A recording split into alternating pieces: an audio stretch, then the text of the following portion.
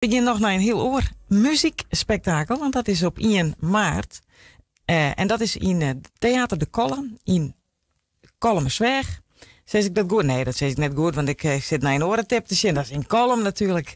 Theater de Kolle in Kolm. En daarvan hebben we hier de voorzitter van de programma Riet, Miranda Posma, bij u in de studio. Welkom. Dankjewel. 1 maart, dan is dus een mooi muziekspektakel. Dat is The Best of Britain. Wat is dat voor soort show? Dat is een show met Siep van der Ploeg, Ute Westrijn onder andere, en Maarten Peters en Brenda B. En die spelen de grootste hits van Britse bands. Dus van Coldplay tot de Stones, Beatles, Deep Purple, The Cure. En dat doen ze met hun tweeën. Er zit een 5-koppige band bij, met onder andere Hubert Heringa, de multi-instrumentalist hier uit Friesland. Dus dat belooft een prachtige jongen te worden.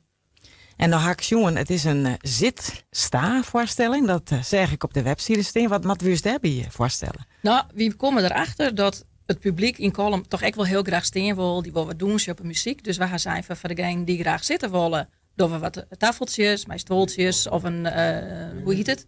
Staattafels, met hangkrukken.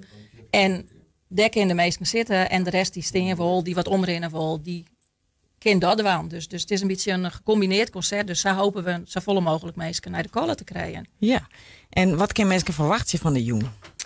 Ja, en echt een prachtige muziek, Jonne.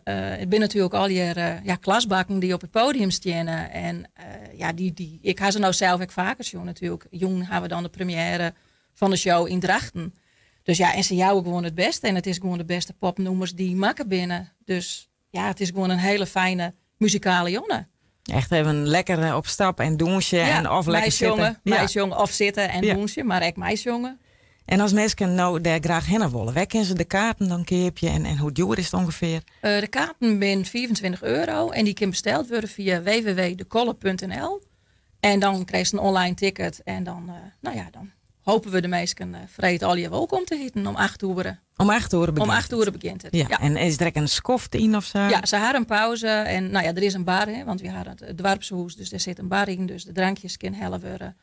En zo. Nou ja, dan ga je hem natuurlijk al een skofke met Theater de Kolle. Hoe rint het met theater? Het begint nou wat erin. We krijgen er wat in. Het blijft wel lastig. We hadden natuurlijk Tolwie verliezen eigenlijk in de laatste voorstelling. En toen is de Kolle eigenlijk wat deerblieden. En we zijn nu sinds 2020 weer aan de gang. En we merken nou wel dat dus voorstellingen, we beginnen erin. We gaan echt voor het nieuwe seizoen alweer hele mooie plannen maken. Die staan al hier al vast, die zijn al boekt.